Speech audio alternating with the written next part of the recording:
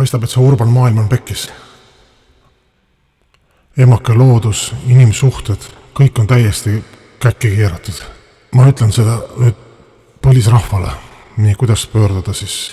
Kallid virulased, ei ole mõtet loota poliitikutele ja internetile enam. Me võime elada ilma selle kräpita. Kõik ei ole kadunud. On alles veel mõned laaned, traditsioonid ja esivanemate õnnistus.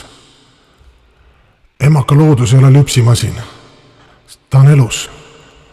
Täiesti piisab Eesti Postist. Kogu see interneti solk, poliitika, metsade retsimine, loomade tapmine. Igal asjal on piir, aitab kõik. Lähme tagasi juurde. Aksepteerime kõige kõrgemat allikat.